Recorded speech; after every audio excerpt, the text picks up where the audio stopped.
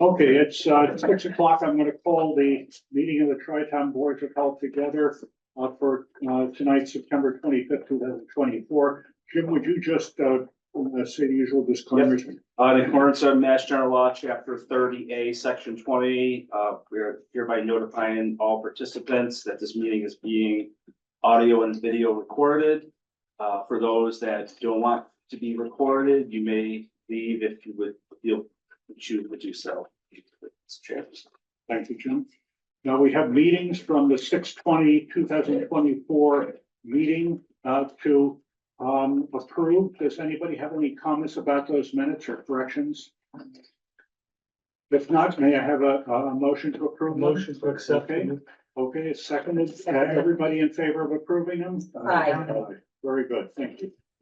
Okay, the next order of business is a public hearing regarding changes in the Tri-Town Health Department's fee schedule for as of 2025.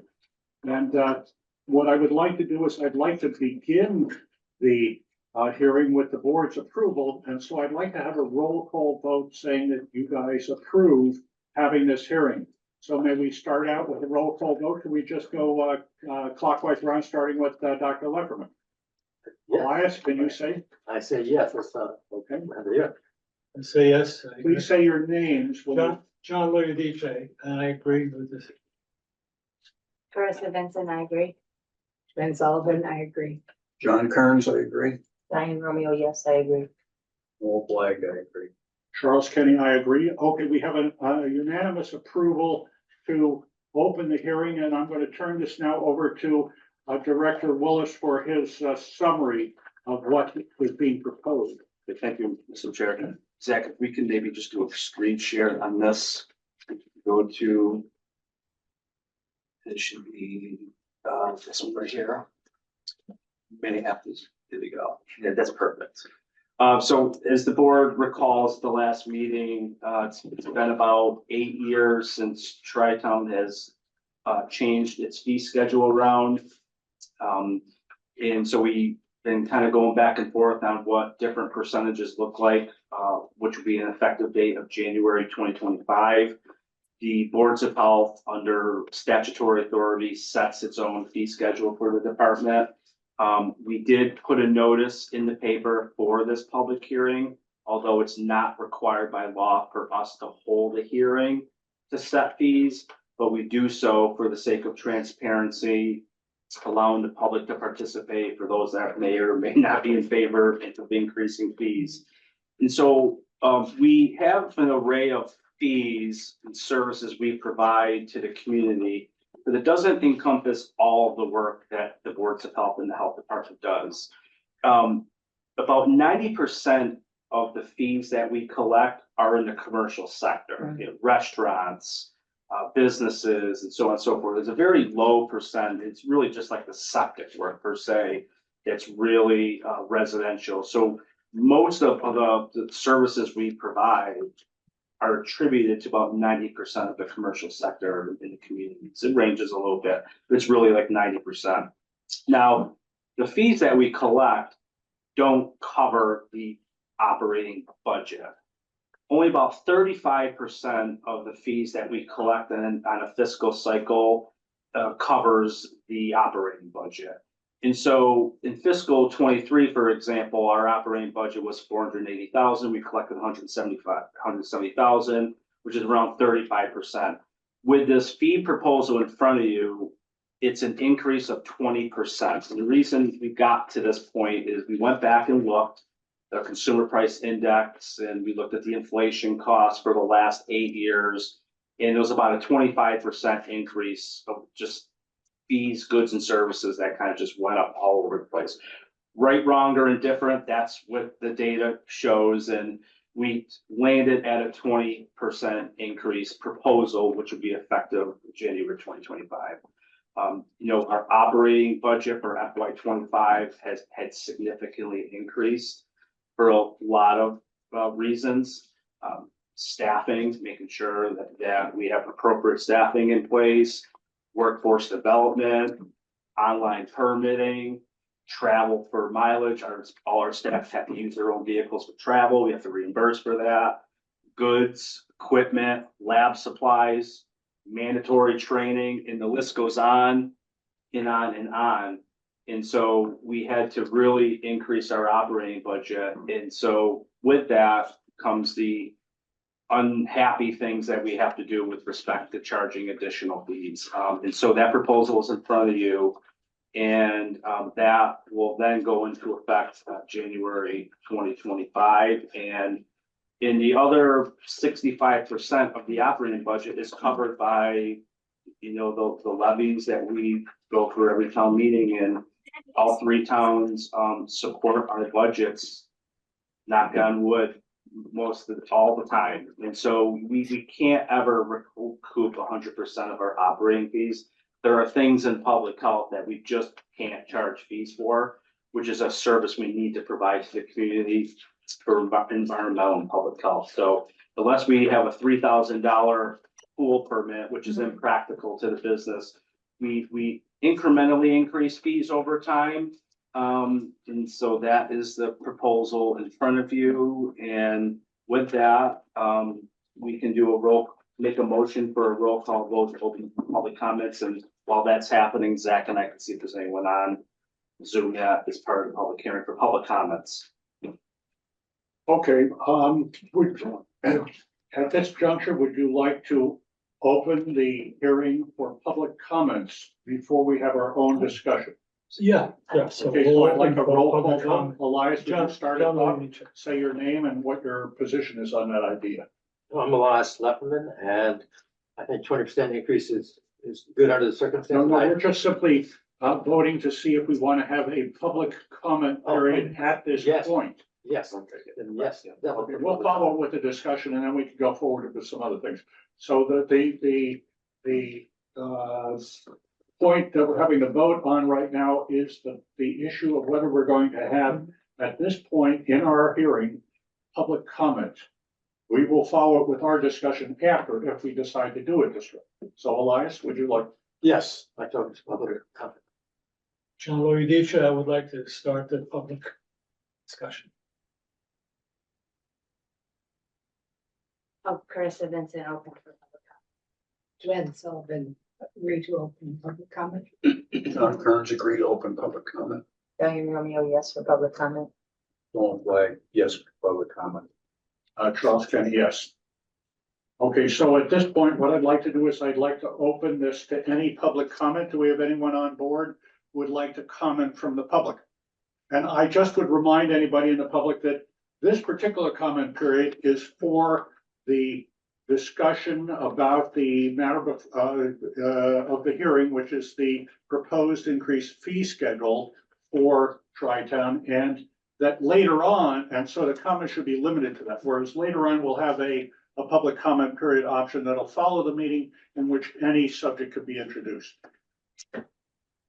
Anyone here at the meeting? No, there's nobody online as of yet. Here's Bob. Okay, since there isn't anybody, I think at this point, I'll close the public comment period, and I would do that with first making it roll call vote to close the comments, since nobody is here and we don't seem to have any forthcoming. Can we go through the same procedure? And I can just call names to make it quicker. Okay. Elias, Yes. John, Yes. Carissa, Yes. Joanne, Yes. John, Yes. Diane, Yes. Noel, Charlie. That's a much better. And I get a name, Yes. no one can name that now. So, Yeah. all right. Thank you, Jim. That's a much better way to do it. You know, that's the way I used to play golf. Yeah. I wondered why it took me so long. Well, Bob, we have Dr. Westphaler too. Bob, on the Yes. call. Yes. All right. All right, okay. Sorry. Yes. That's okay. Now let's see, we're on the, does anybody wish to, well, why don't we just open this up to discuss it now, and you're certainly welcome to ask any questions about this, make any amendments to what Jim has been talking about, or suggest them, and make any motions that you wish. So please, members of the board, contribute to the discussion. I don't have an amendment, but I have a question about the fee schedule and how it doesn't cover the entirety of our budget. you mentioned the 35%. And then there were some other ways in which the budget was fulfilled, but Yes. it's still kind of short by a good amount of money. And how do we Yeah. make that up? Well, good question. So most health departments across the Commonwealth don't even come close to covering their operating budget. It's impractical to do that. We actually have a better percent than some of the other counterparts in our towns. They're in the teens, in the 20th percentile range. We're in the 30s. Our operating budget's $587,000, which would mean we would have to increase our revenue by 300 something thousand to our 100 plus restaurants in the 3 towns, which would put a price tag of about $400 a permit to $4,000 permit per year. It's just, when we think about like that, it's just a little bit impractical that we could close that gap. Public health, while we provide services, and we provide more services than many other towns, we have our own laboratory, for example.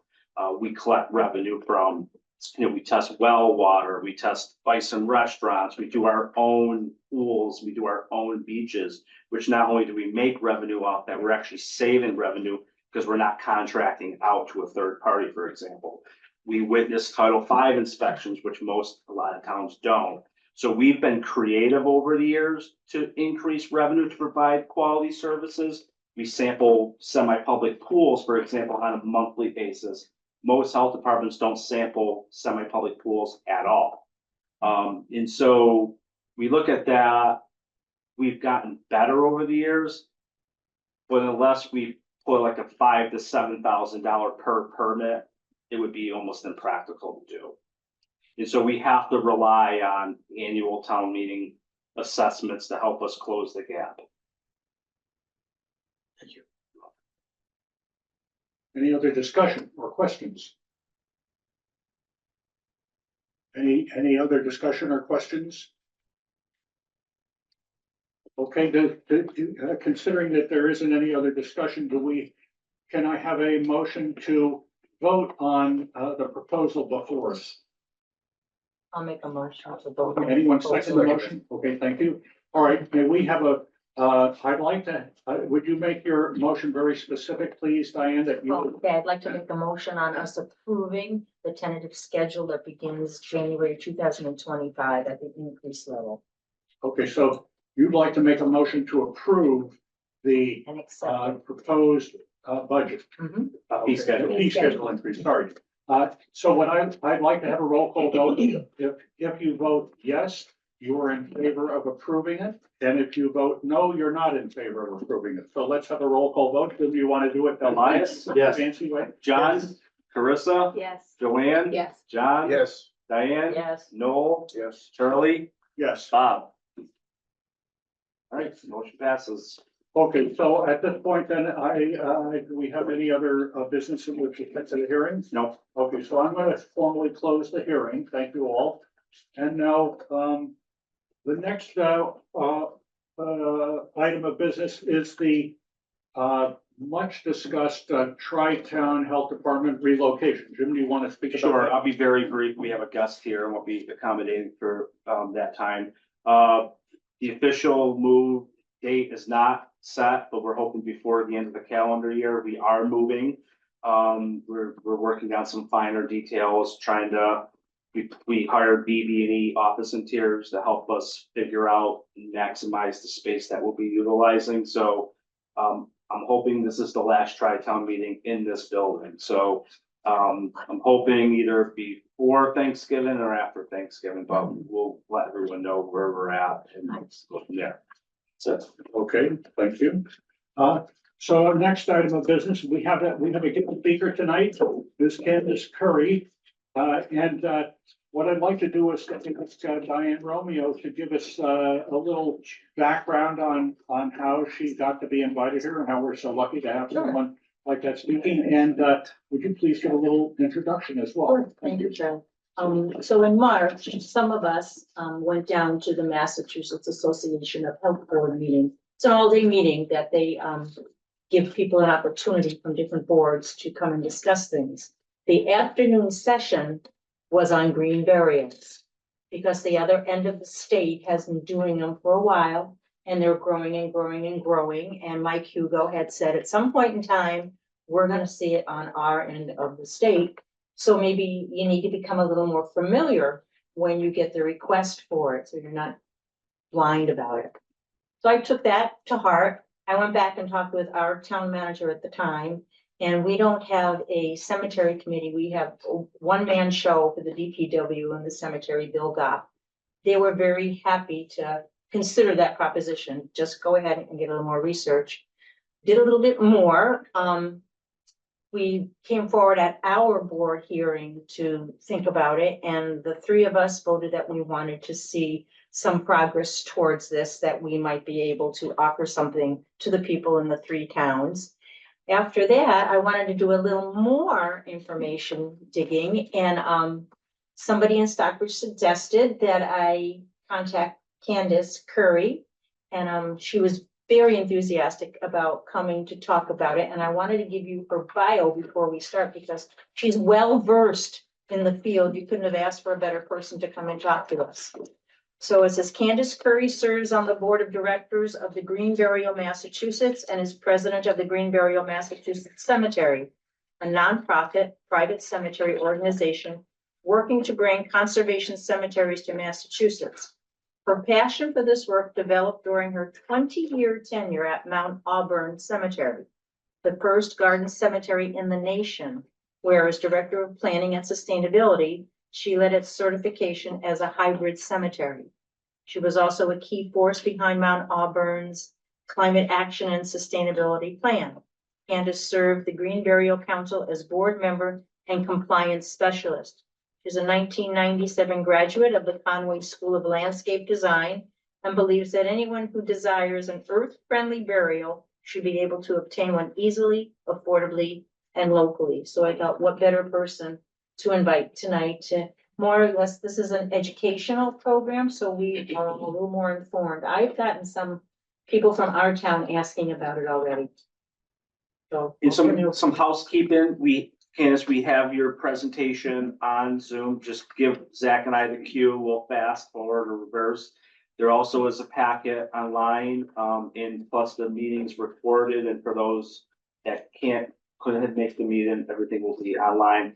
And then with Candace's permission, I could also put this on our Tri-Town website if you are okay with that. Yep, that's great. Perfect. Floor is yours, Candace. So thank you so much for having me here. I love talking about green burial. And one of the things we do as part of Green Burial Massachusetts is give presentations all across the state. And usually the presentation lasts 25 minutes or so. Tonight, it's much shorter. It's just a few slides. So feel free to ask me questions because I may not answer all the questions that you have. Well, let's start right into it. The picture, go back. Oh, one. sorry. Yeah, the picture there. That happens to be the Stockbridge Cemetery. And this is the oldest section of the Stockbridge Cemetery. And from the 1700s, 1800s. And that was green burial back then. You know, today we call it green burial. And back then it was just plain burial. And what that means is nothing was really lining the grave. There was no metal vault. There was no concrete grave liner. And it was just the way burial occurred. And it was around the 1860s. Some of you may already know this, when the funeral profession started. The Civil War, the soldiers from the North who died on the Southern battlefields needed to be shipped home. And so medical doctors often were the embalmers. It became a new profession on the Civil War battlefields. They were embalmed with arsenic typically and shipped north so that husbands and family members could see their sons and their brothers one last time before they buried them. That became undertaking, which became the new funeral profession, the undertakers. And so what used to happen in the home parlor now happens in the funeral parlor. And so what is green burial? Really, it's just everything going in the ground is biodegradable. From us, we are biodegradable, to the clothing we're wearing. And that's its simplest form. And there's many shades of green, as we say. And so this image of a shrouded body is in Florida. And this is what's known as at a conservation burial ground. And so the body is surrounded by Spanish moss. 6 people will hold an end of those ropes, and the ropes will be used to lower the body into the ground. The shrouded body is sitting on a shrouding board to keep the body rigid as it gets lowered into the ground. That's a really dark green method. We're not proposing that this happens in the local municipal cemeteries. Some people would not like to see that. And it does happen, however, in some places in Massachusetts.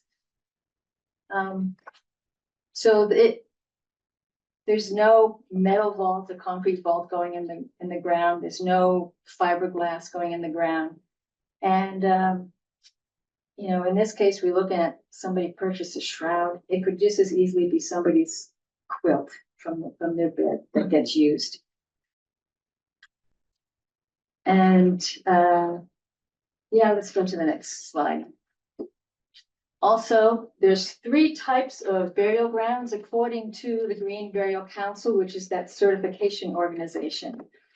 Most of the towns here would be in the hybrid category. So you have your what I call the conventional cemetery. There could be a vault, there could be a grave liner, and maybe there's a green burial right next door to that. So these would be intermingled between people in vaults and people not in vaults.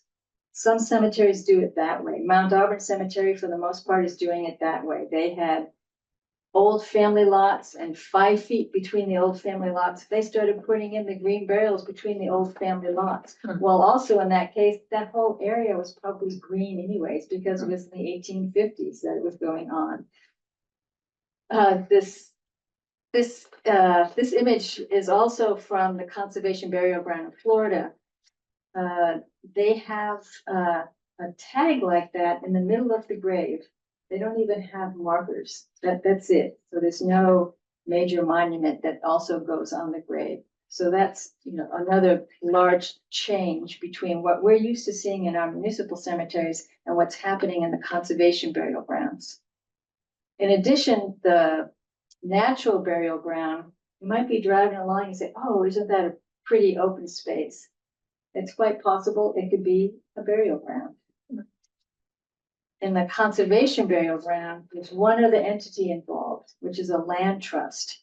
So if there's a threatened species, or if you're near a wetland, the land trust would have a conservation restriction or an easement, or also over the property, to ensure the cemetery's not digging holes where they shouldn't be digging holes.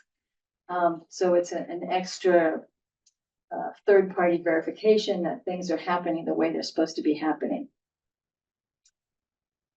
Let's go to the next slide.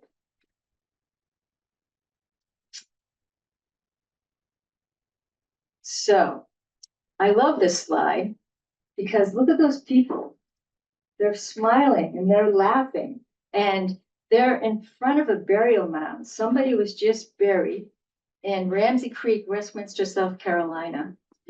And I had the chance to witness natural or green burials and the conventional burials that happen today.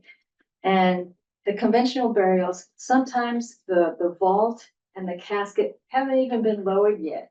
And yet the religious celebrant who's at the graveside said, "Thank you, everybody. That's it for today."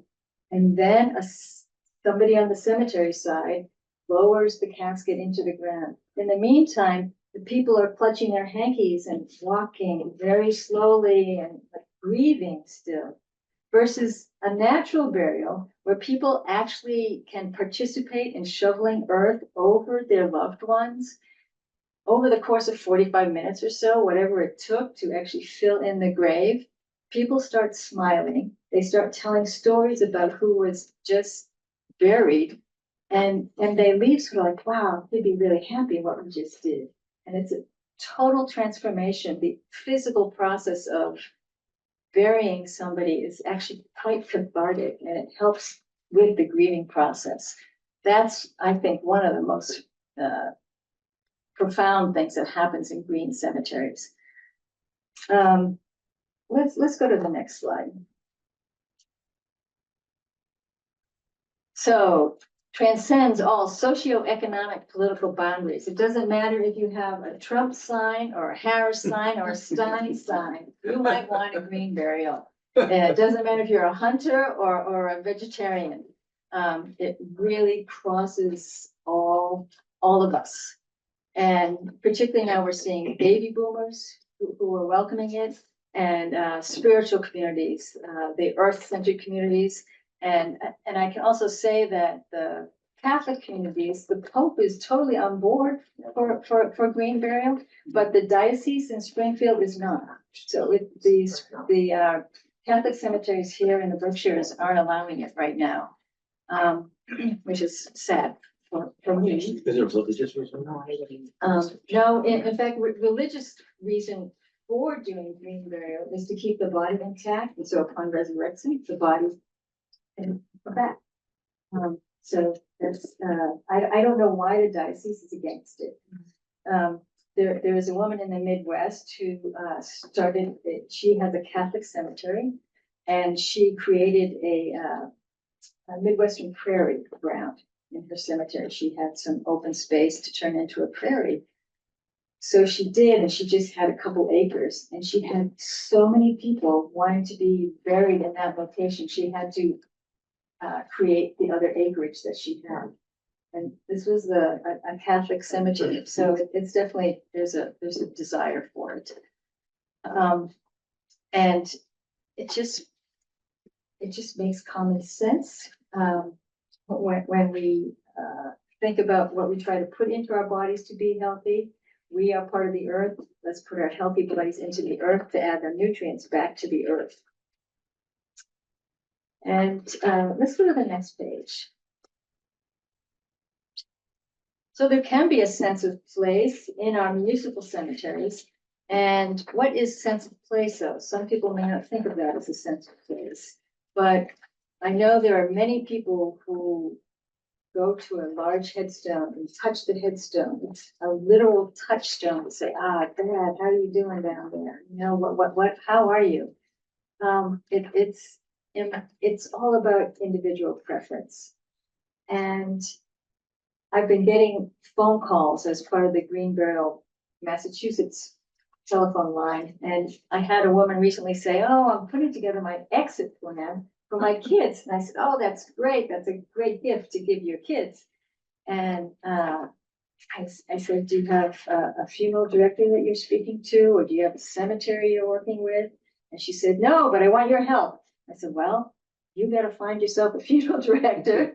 And she may ask, you know, she says, oh, I live outside Cambridge. Well, great, you could go to Mount Auburn Cemetery, but that's a really pricey cemetery that you'd have to go to. So you might want to look at some other spots. So it's not just putting something into the exit plan that's important, but it's actually putting the steps in place to know that your exit plan can be successfully completed. And the saddest thing that happens sometimes in a phone call is a woman called me and said, my husband just went into hospice. I said, oh, I'm so sorry. And he really wants a green burial. They lived on the North Shore. And I said, well, I'm afraid the closest location would be Cambridge for you. And that's something to think about.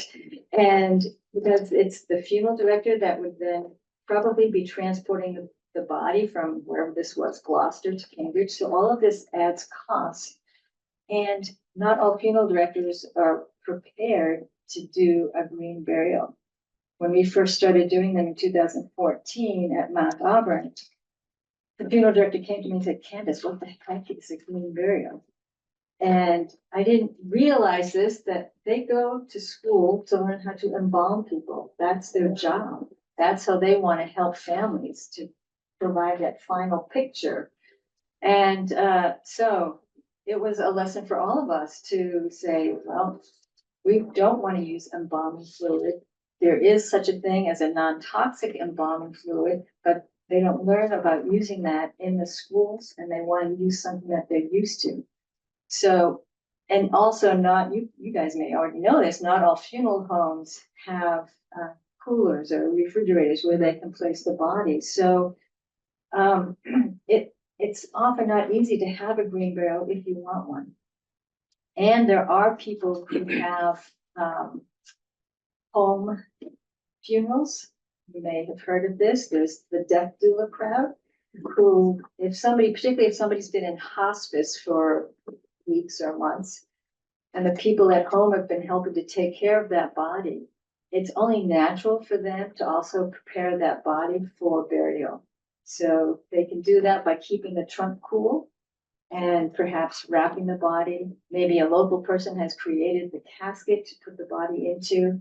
And sometimes all you need is support in getting the body from your home into the cemetery.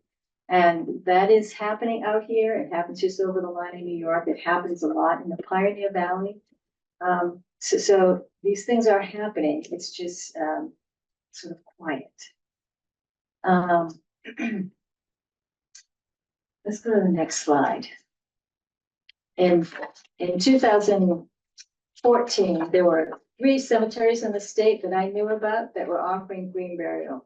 One was in Cambridge, one is in Chester, just not too far from here, and the other one was on the Cape in Brewster. Now, in our state, we have over 60 cemeteries in 40 towns that are allowing green burial. And this survey, the second to last bullet says Kate's Boylston 2008, 43%. So 43% of people said they would like to have a green burial if it were offered. And the Kate's Boylston is a funeral director magazine. And then look in 2021, the second bullet, 84.4% of people would like to have a green burial. So that's, 13 years and it almost doubled. And so I don't have statistics for the state of Massachusetts, but those feel true to Massachusetts as well. Just based on the number of cemeteries that are now providing green burials. So it used to be just the early adopters of people getting on board to do this, but now it's becoming more mainstream. So we can go to the next slide. So as you all know, embalming is not legally required, although it probably is the policy of a funeral home, particularly for a public viewing, even in a church. It temporarily preserves a body. It doesn't protect it forever. Often that was part of what the funeral homes would sell, is the beautiful casket to protect and the beautiful vault to protect the casket and your loved one. But that was just cockamamie. It wasn't true. Even when you're preserved, you're going to decay. So what were the concrete vaults, why were they required? The concrete vaults or grave liners are used primarily to keep the lawn flat. It is. In 1940s is when Mount Auburn Cemetery started using the concrete vaults. And I looked it up in the minutes and I was like, why did this change and when did it change? And the reason they gave is to save labor. And that's because when the casket will collapse over time, over a few months or 6 months or maybe 18 months. And they had to keep putting soil on top of it to keep it flat. And what Mount Auburn was doing is actually, if they had 3 graves in a row, they were actually planting vinca over 3 graves. So it didn't look like it was collapsing because the vinca was growing up, but that also looked pretty silly. So they said, let's do what the other cemetery is doing. Mount Auburn was not the first to start using these grave liners, but they started doing it. And now many of the guys who are digging the graves have been doing it for decades. They all think that having the grave liner is a state law, but it's not. The bylaw got changed. So I don't know why all the bylaws have been changing over the decades. I don't have the answer to that, but Mount Auburn was related to saving labor. And just another thing, that those concrete liners people often think you're protecting, the water supply, you're keeping water out. They have holes in the bottom of those things. So in fact, when the water table does rise, the whole grate doesn't come up, right? So the water is moving inside that thing as well. Yes, yes. So, and even the vaults themselves have, if they're permanently sealed vaults, there's a release valve on those things. So it's kind of like doing septic systems. In in-ground pools, Yeah. in certain cases with high groundwater elevations. Yeah, Yeah. so it, Without the vaults, yeah. will the green burial site sink then? They don't sink as much in my experience. And so one of the guys I work with, he was responsible for looking at all the, so Mount Auburn did 500 burials a year. So one of his jobs was to go around and see what's been sinking and tell his guys to go, fill out the graves. What he's discovered is that when there are heavy rains, in fact, some of the soil washes away. So it's been the vaulted and the concrete liner burials that have had the subsidence. It's not been the green burials, because with the green burials, it's just all percolating. And it's not being washed away to the sides. So, Okay, so I'm sorry, I, have you finished your presentation yet? Come more slides. Okay, I'd like to hold the questions. I'm sure Okay. there'll be very interesting questions. I'd like to hold the questions to make sure that she gets all the points made that she wants to make, and we don't get her sidetracked. Then we can, then we'll jump. I could be here for hours. Thank you, Charlie. Okay, so let's go to the next slide, which is bylaws related. And I have I think you have this as your handout. Yeah, there's also extra information in the handout. Yes. And I have a colleague, Lee Webster, out of New Hampshire. And she has this document of sample bylaw language. You can take it or leave it, but it has really good things to think about when you're putting together your bylaws. And in Stockbridge last year, we had a bylaw. One of the line items was all burials must be in permanently sealed vaults. We weren't doing that. They were going into concrete grave liners, but those aren't permanently sealed vaults. And I spoke to our cemetery consultant, and I knew him because I'd given a presentation on green burial in Great Barrington. And I knew that Great Barrington was doing green burials, and I knew that he was good with doing green burials. So in fact, one of the most important people to reach out to in your cemetery are the people digging the graves, because they got to be willing to dig for green burials. And sometimes when they're using heavy equipment, they've got the outriggers out for their backhoe. They're worried about tipping over a little bit, slipping in. So the grave liner may also help with that, may also prevent the collapse. But the companies who build those things also will admit that they're good for 50 to 100 years. And our cemeteries, we promise something forever. Imagine that, the audacity of us. So you can have this burial spot forever and ever and ever. And yet our lawn crypts and our grave liners and our vaults, they're not gonna last forever and ever and ever. So I think, in fact, if you're using a green burial, you have smaller collapse, shorter distance to collapse within a grave. So I think there's also an argument to be made that green burial is safer from that standpoint as well. But that will take experience with the grave diggers to agree with that. And I do know there's a guy up in Vermont who he was totally against green burial. He said, no, we're not going to do this. He's out of Montpelier.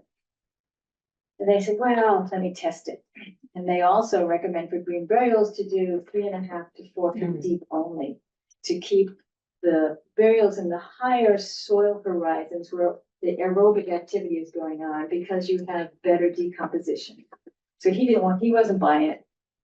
So he started at 5 feet. So, okay, yeah, no animals dug us up. That's another myth that we can bust. The animals not to dig you up, because we're just not good enough and tasty enough to go forward.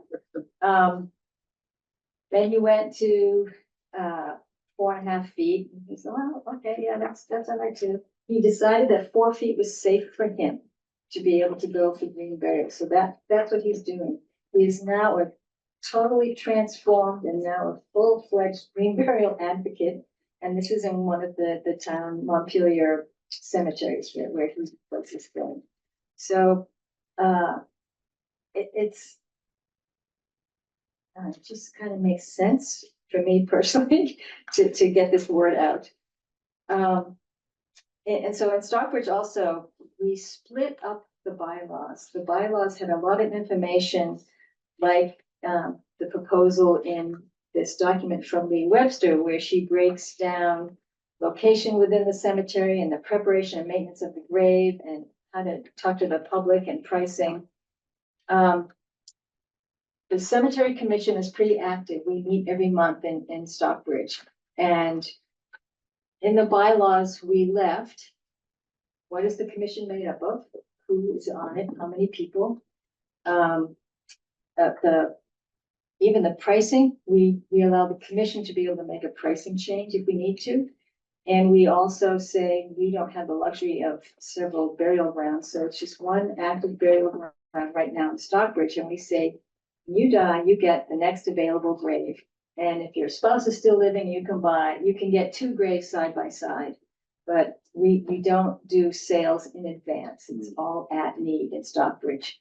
So some of the things we took out of the bylaw included issues with the monument size, how many monuments somebody can have, what kind of plants can be on the ground, things that we felt a commission could answer and make decisions on, and it did not have to go to town meeting, which would happen once a year.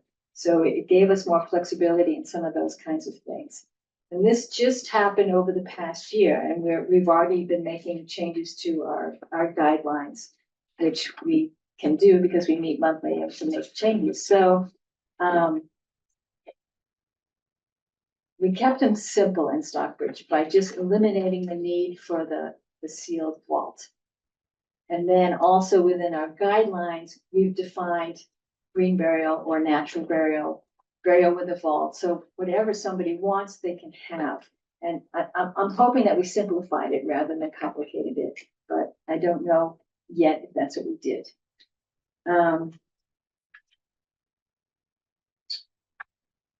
So I think I will end with that.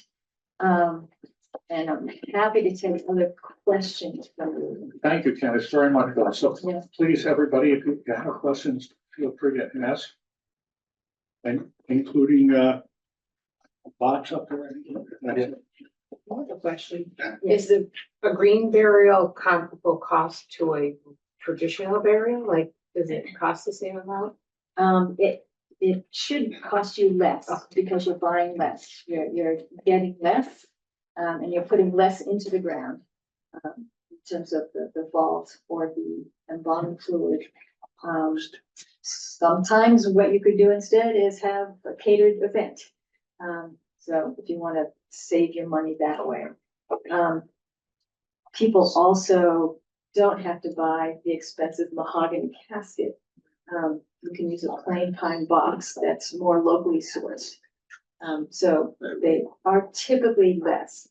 And it's also important to meet with those funeral directors to find out, will they do just the transportation part of the body? Or can you also go to the funeral home and help wash the body or shroud the body or be part of the preparation?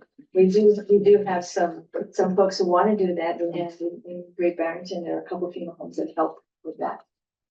Are the bodies always surrounded by something, a shroud or something, or do they ever put the body with clothes just into the, It could just its be, personal? well, I guess it would be up to the cemetery, right? Yeah, You could, okay. in fact, in our guidelines, we request people be in a casket in Stockbridge. Yeah, and that was sort of the request of our cemetery consultant.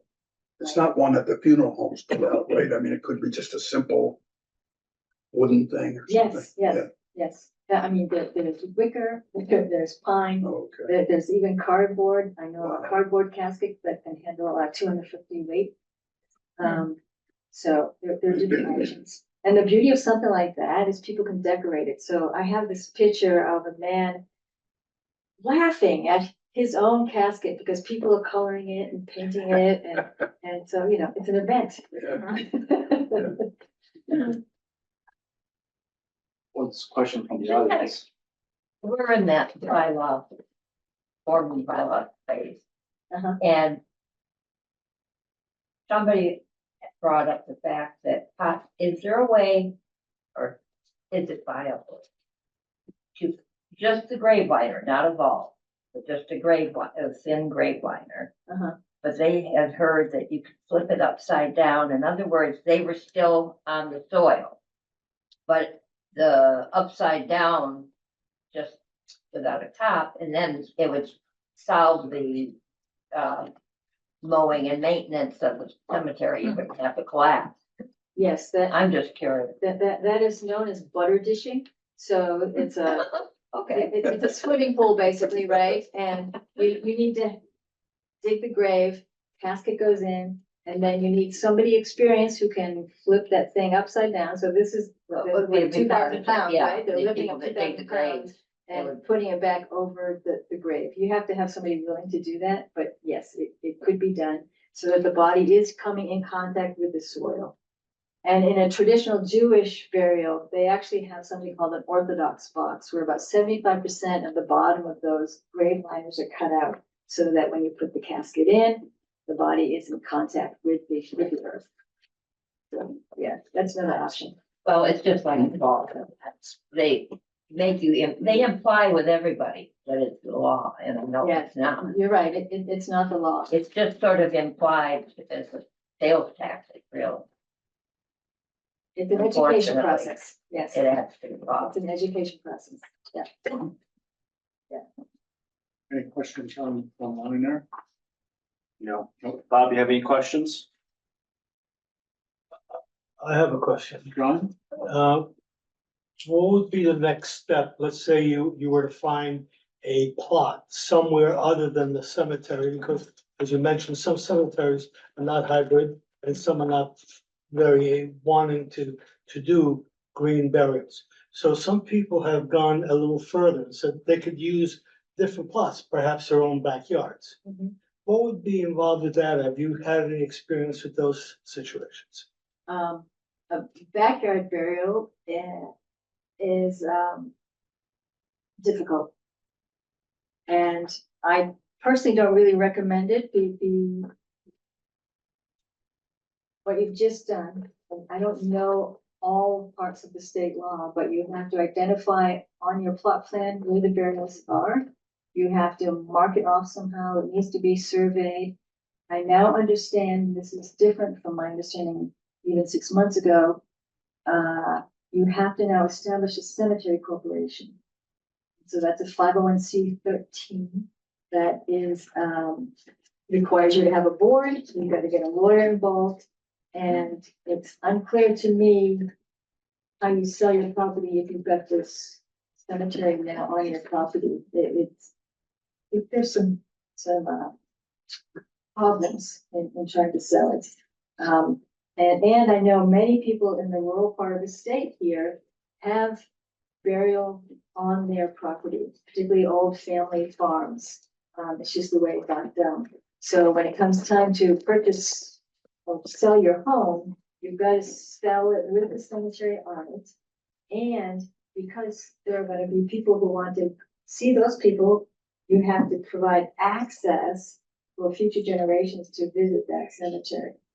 So it gets a little complicated. I would really recommend trying to go with the municipal cemeteries and adding either a green burial section somewhere. It could be off to the side in the woods. It could be integrated with other parts of your lawn cemetery.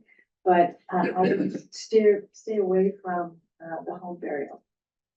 In fact, when I get calls about people who want to have a home burial, first question I ask is, how many acres do you have? And saying, would you be willing to donate some of that land for a conservation burial ground? We could, have it for the public, not just for your family. Most of the time, people are saying, oh, 3 acres of land, I've got a stream that runs by my property, and it's not even bother. You have to abide by wetland buffers, the Water River Acts. You need approval from both the DEP and you guys, the local board of health. So there's a list of things that are required to establish an additional cemetery on your property, a brand new cemetery.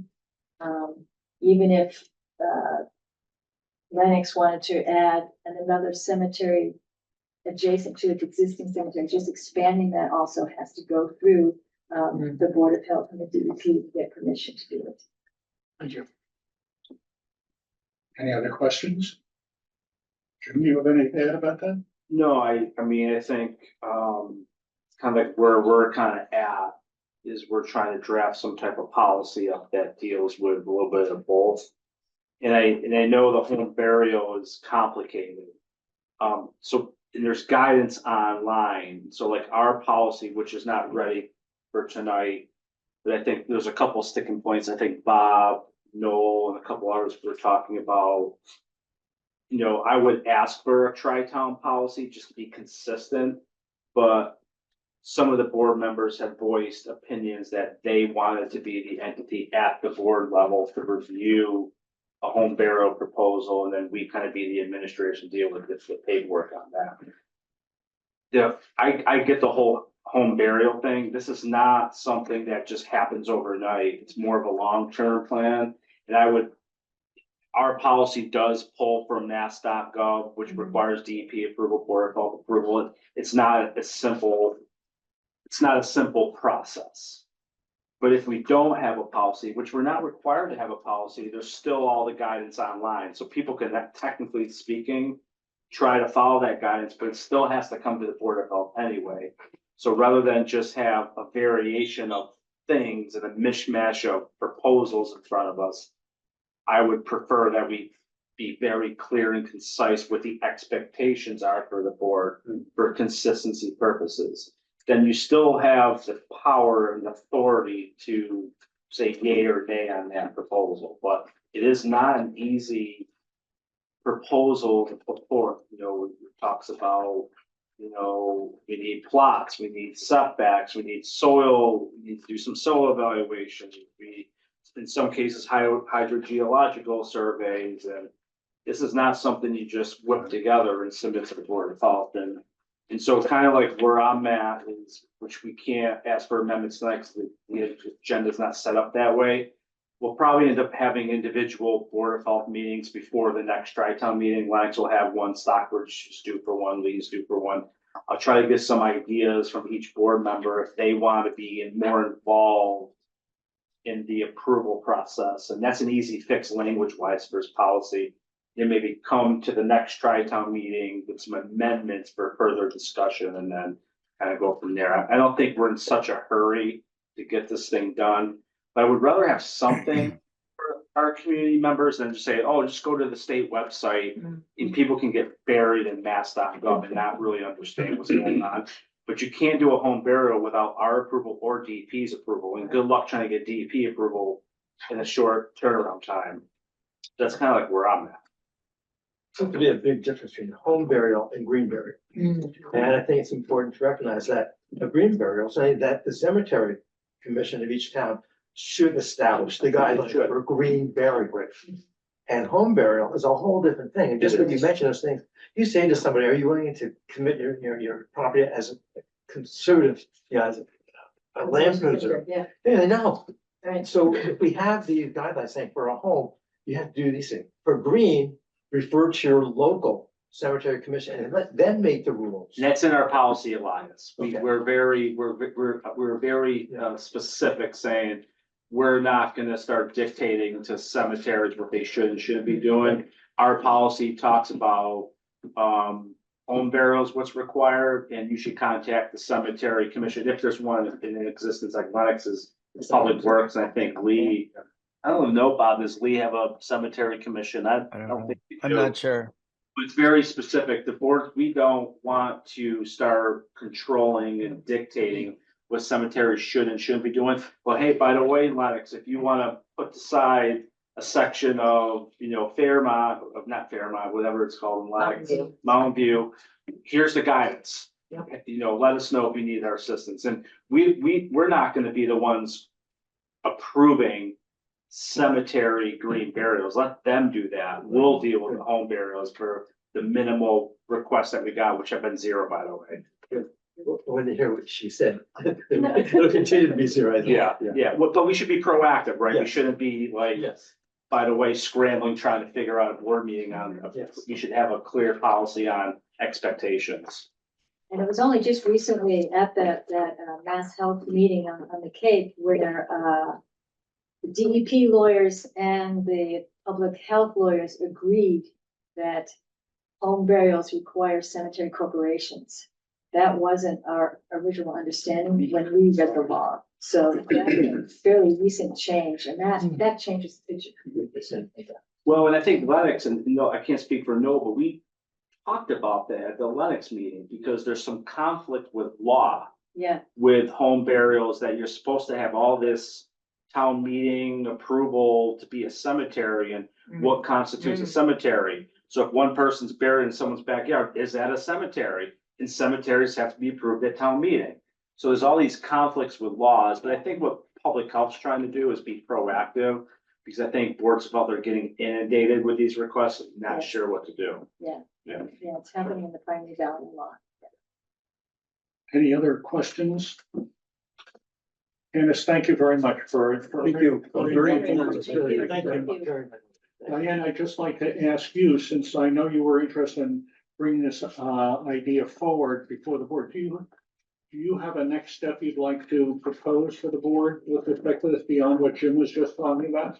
No, I think what Jim said is true. I think each of our boards, you guys are all set. Stockbridge is all set. You've got green. Lee and Lennox don't have it, that we need to have our own board meet again and decide what it is we'd like to do moving forward. And then maybe work under the tri-town policy and let it go from there. I was hoping tonight would just be educational for everybody, because it's a brand new topic. It's changing. Apparently, all the rules keep changing and changing and changing. But when people approach us, I want to be able to sound like I know what I'm talking about to some degree.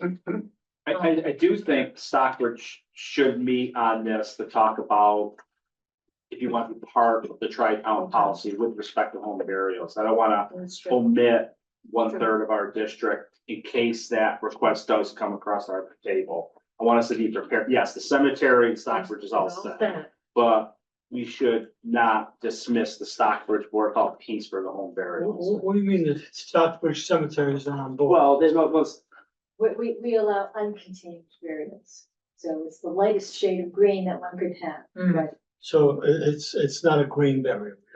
Well, it is, but it's still gonna be 5 feet deep, but you can go in just a casket. You don't have to have an outer container. But you have to have a casket. Yes, And they don't have to be embalmed.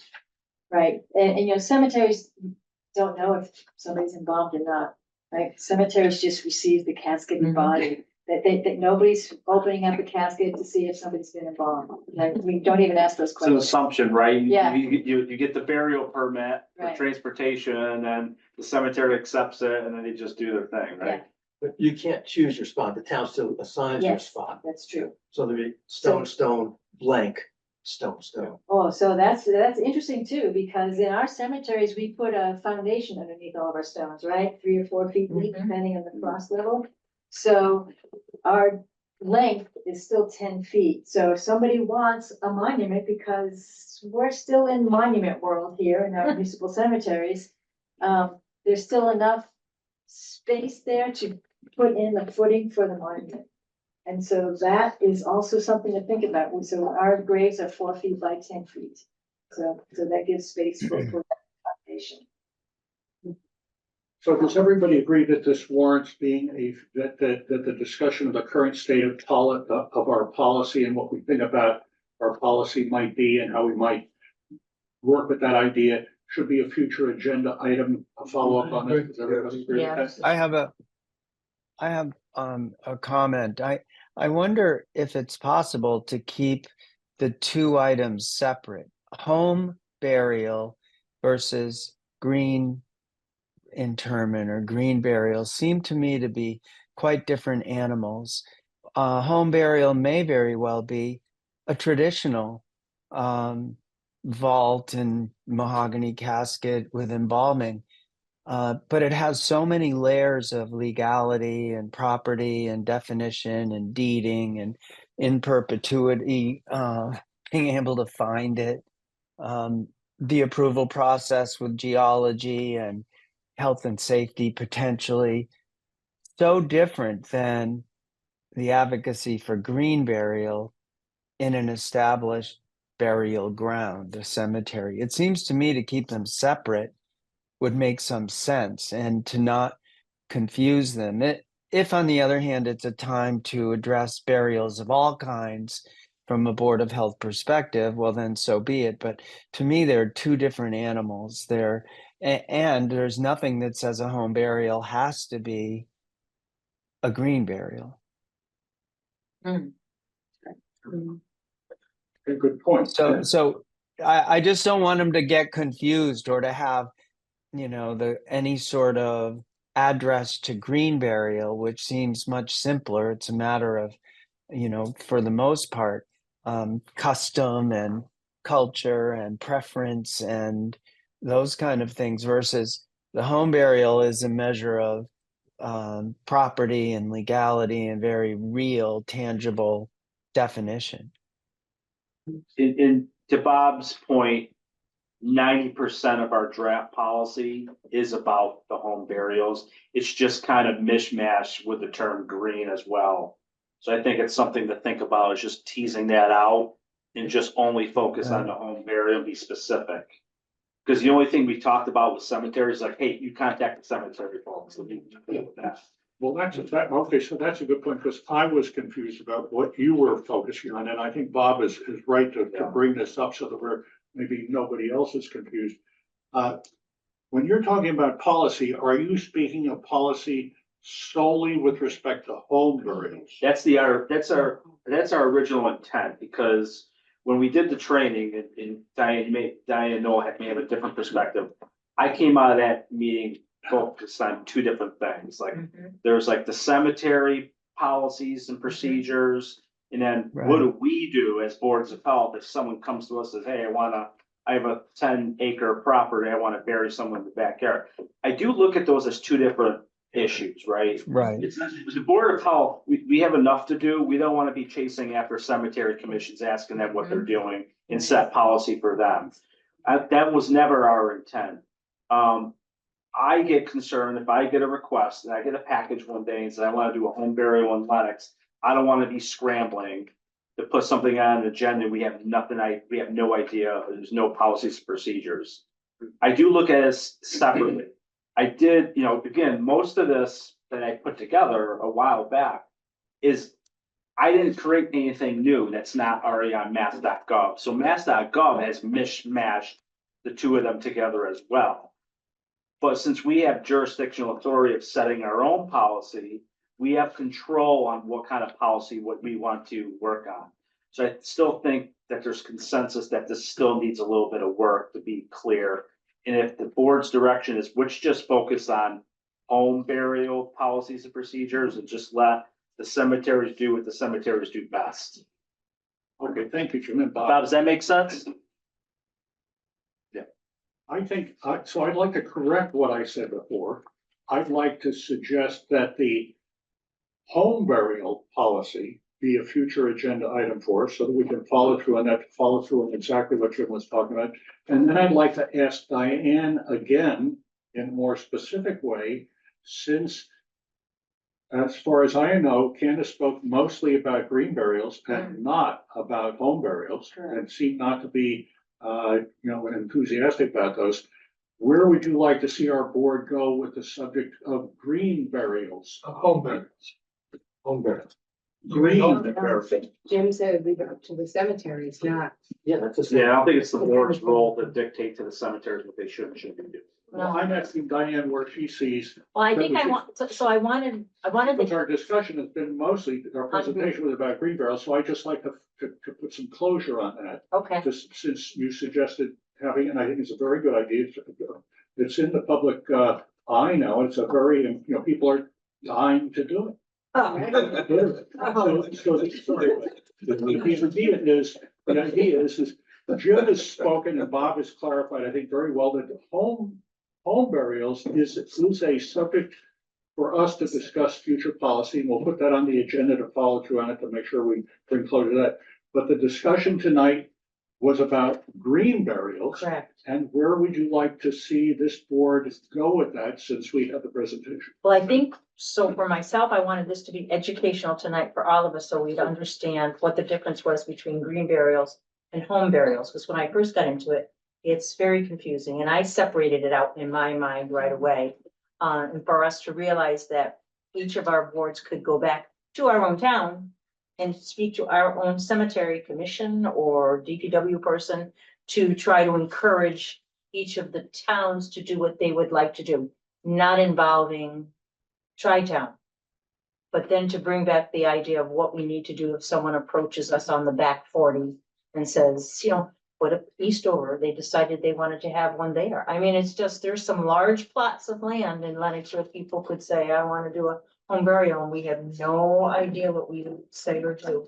So we would talk about that. I think this was a very valuable discussion we had tonight. Does everybody feel that they've been enlightened? I do. Sure. I think we see that the difference between the two is very important. And we'll go forward with our particular, the element that's in our jurisdiction, that is home burials. And the rest of it, I think we provided that educational aspect that home burials are not necessarily green burials, although they could be. And when we speak about green burials, we're for the most part, not talking about home burials. Correct. I think if you take up home burials, you're gonna have to do some sort of subsection of that as whether that is also a green burial versus a traditional burial. I think the requirements probably, if we thought about it long enough, come up, that there would be common requirements for both. But there would also be perhaps some additional comments that if you intend this to be a green burial as well, then these are the other things that we're going to look at. So when we have this on as a future agenda item for discussion, I think that would be a very important point to bring forward. Part of the policy making idea. Yeah.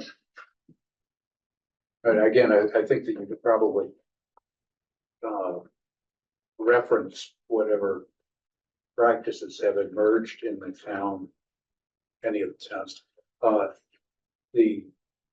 regarding, what kind of restrictions the cemeteries are using for green burials, and say we have to incorporate some of that into a policy on green burial in terms of materials that can be used and make green that would be biodegradable. For instance, it's just sort of a future. Okay, so is there any more discussion about green burials? No, well, thank you all. Thank you, Candace, again. Thank you, Diane, for bringing this up. Thank you. Okay, now the next agenda item is the arbovirus status update. Jim, do you want to speak about that a little bit? Yeah, I think Charlie and I put this on the agenda because there's been a lot of emails and posts and information on West Nile virus and Triple E, and those that are on the DPH email list, we're getting peppered with, the world's gonna end tomorrow kind of stuff. And, we are at moderate risk for West Nile virus and Triple E. There are no human cases in Berkshire County for West Nile virus or Triple E. There have been some human cases across the state, mainland and eastern part of the state. We've had 12 human cases of West Nile virus. And I'm trying to see how many 330 mosquito samples were collected. And there's only been 12 human cases. And more than one is more than enough, right?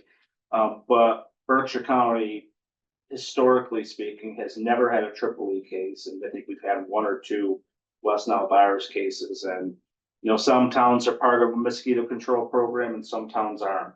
We have no record of any human cases in our district.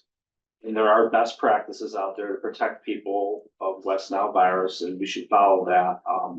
It's really just to give you an update and to see if there's any questions. And there's, you know, the best universal precautions for West Nile virus are still the same, you know, just screens, standing water, protect yourself, long pants, long sleeves. And so I think some people just get really concerned seeing some of these reports, mainly on the eastern side of the state. I mean, some communities in New York went to a curfew and others and so on and so forth. It's just, you know, mosquitoes aren't going away, and adulticiding and spraying chemicals in the environment is not going to protect you any further, because you look at communities that do spray, those that aren't, there's not a lot of data out there that shows a difference. You know, communities that spray all the time are introducing things into the environment that shouldn't be there, including our risk of our pollinators. And there's still no West Nile virus cases. In towns that don't spray at all, it's similar data. I'm not saying that West Nile virus or AAA is not a public health risk. We just gotta weigh, so we gotta weigh those options, and it's really just to protect yourself and follow the guidance out there. And when DPH does put out the guidance, there's nothing in that guidance that talks about spraying chemicals in the environment. I don't know if there's any questions by the board or anyone in the public about the arbovirus stuff. Mass.gov has a really good site with maps and whatnot, so that's really it. It just wasn't really much to report on.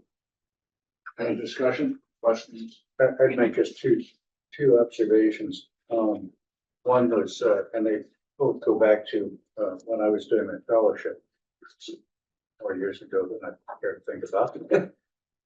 But one of them was that Triple E did not come into Berkshire County, Western Massachusetts, in part because of the elevation, and the vector doesn't like to be raised up to those heights. And I said, well, good, I'm practicing the Berkshires. I probably won't. You know, the first question, if I suspected, is, so when were you down on the Cape?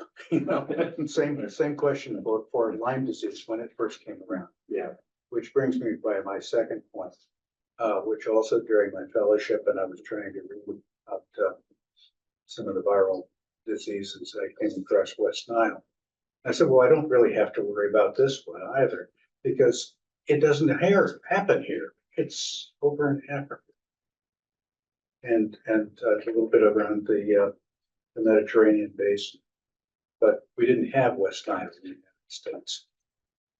And then somebody who flew into New York, was probably a mosquito or two, and we began to get endemic cases in New York City. And that was the first tip off. And then, of course, it spread very rapidly.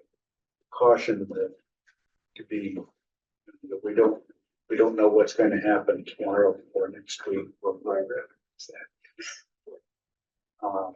So, but the only other thing I've been looking for, you know, not that it needs the same intensity, but when we had COVID, we had public announcements, and we had placards and things of that sort out. You know, and they're still there. You know, you'll go into the woods, as I often like to do. You'll find some place very thoughtful to put up a sign, and you know, this is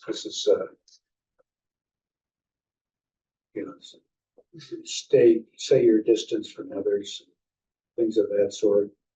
Wear a mask if you're going to a restaurant. I don't see signs out reminding people to use effective mosquito repellents.